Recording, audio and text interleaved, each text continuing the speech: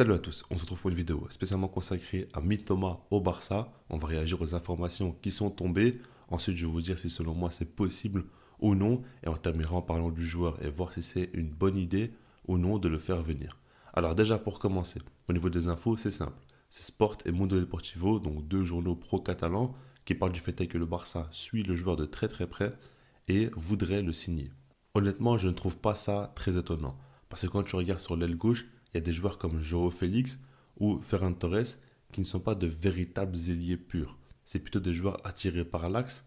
Et quand tu regardes bien, Xavi utilise Baldé dans ce rôle de véritable ailier collé à la ligne. Et par rapport à ça, c'est sûr que c'est un petit peu problématique parce que Baldé, évidemment, il a beaucoup de qualités, il peut beaucoup apporter, mais normalement, il faut quand même d'autres joueurs dans l'effectif capables d'apporter. Et Mitoma, lui, il a véritablement ce profil qui pourrait correspondre aux besoins du Barça. Donc ça, il faut le prendre en compte. Ensuite, par rapport à la relation entre le Barça et Brighton, c'est important de le prendre en compte parce que, comme vous le savez, Laporta, c'est un président qui aime beaucoup avoir de bonnes relations, que ce soit avec les dirigeants de clubs ou que ce soit avec des agents dans le football. C'est comme ça qu'il fonctionne, ça a toujours été le cas et ça l'est encore à l'heure actuelle. Le fait est qu'il ait donc fait le prêt d'Ansu Fati à Brighton, un prêt gratuit et non payant.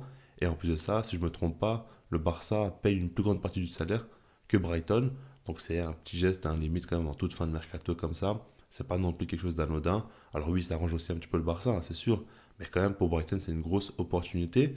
Je pense que la Porta pense un petit peu à l'avenir, pense au fait qu'il y a beaucoup de pépites qui émergent à Brighton. C'est un club vraiment avec qui il faut avoir une bonne relation.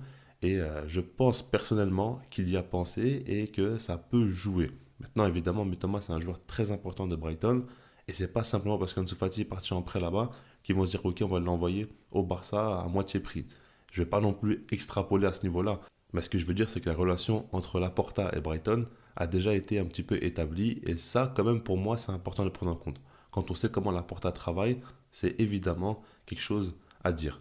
En dehors de ça, maintenant par rapport à Mitoma, je vous l'ai dit, hein, les besoins sont réels. Le Barça a besoin d'un joueur comme ça, donc ça me paraît aussi logique. Maintenant, au niveau du prix, là c'est encore autre chose, parce que Brighton, quand on regarde, ils vendent très très bien. C'est quand même pas anodin le fait est que le transfert le plus cher de la première ligue vient d'un joueur de Brighton, donc Moïse Caicedo, qui est parti pour plus de 130 millions d'euros à Chelsea. Ça montre bien à quel point ils arrivent à très très bien vendre. Et c'est pas seul joueur, ils ont vendu quand même beaucoup, beaucoup. Donc ça, il faut le prendre en compte. Et évidemment que si jamais le prix est trop élevé, ça va être difficile pour le Barça. Surtout que j'avais entendu que City et United étaient fortement intéressés par le joueur.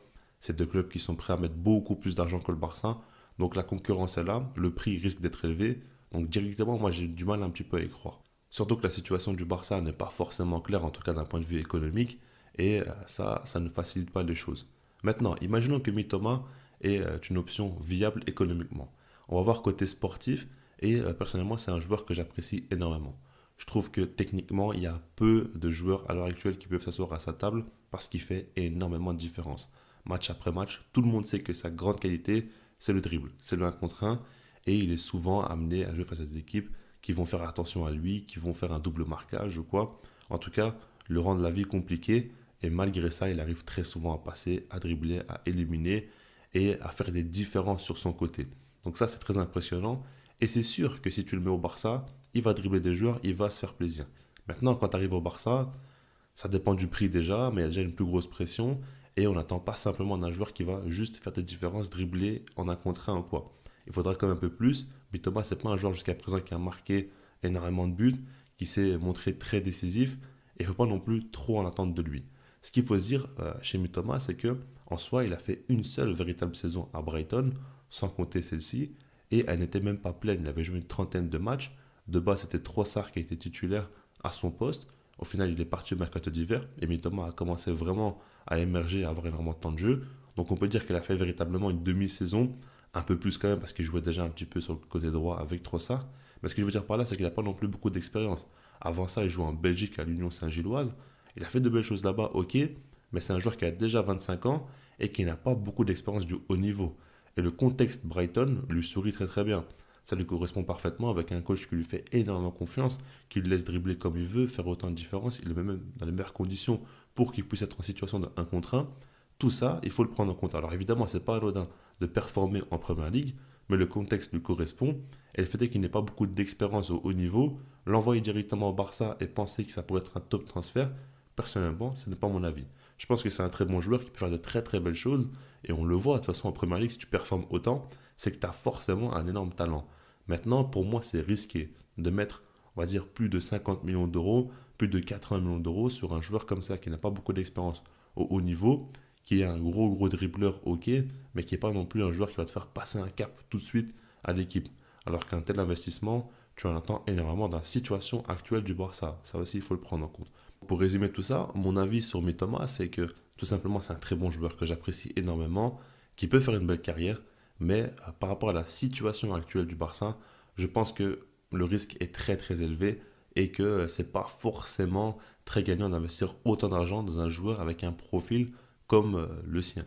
Et donc pour cela, je ne suis pas forcément pour le transfert de Mitoma. Maintenant, si jamais ça se fait, évidemment que je serais quand même content parce que c'est un joueur qui est beau à avoir joué. Et c'est vrai qu'il faut aussi des joueurs comme ça au Barça qui arrivent à amener du spectacle, arrivent à amener de l'engouement. Il y en a toujours eu et ça amène quelque chose en plus à l'équipe. Et ça, c'est ce qu'on aime en tant que supporter. Mais en tout cas, il faut penser aussi au club et même aux joueurs aussi, hein, parce que ce serait quand même une très grosse étape de passer de Brighton au Barça. La pression n'est absolument pas la même. Donc voilà, je laisse là-dessus, puis sinon moi je vous dis peace.